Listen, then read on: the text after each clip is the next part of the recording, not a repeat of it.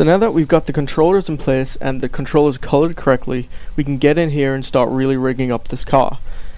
Now we're going to use a number of techniques, and the first one is going to be basic hierarchy parenting, and that's going to be the control for all of the drifting of the car. So this controller on the front of the hood we're going to use for the drifting, and this is all going to be controlled via just hierarchy placement.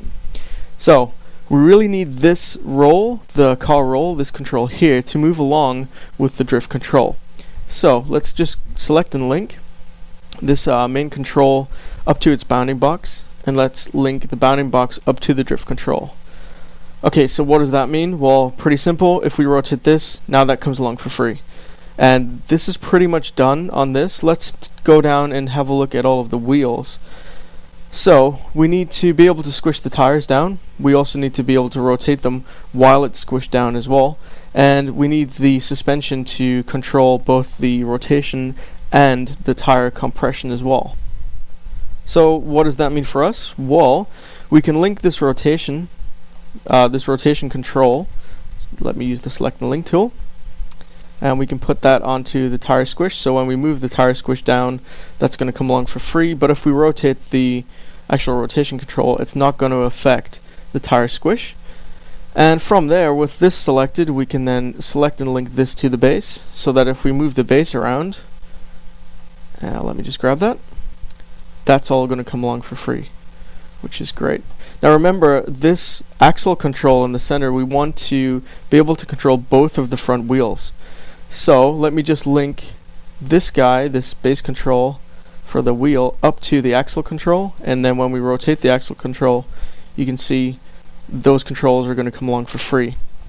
So let me just quickly hide the geometry, and we'll start doing the rest of the wheels. So remember, like I said, we need to parent in, select and link the rotation control to the tire squish, and the tire squish down to the wheel, and the wheel up to the axle.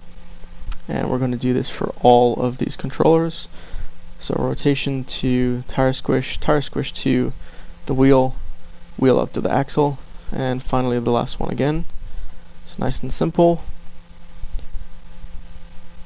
And now when we rotate these axle controls, both wheel controllers should come along for free, which they do.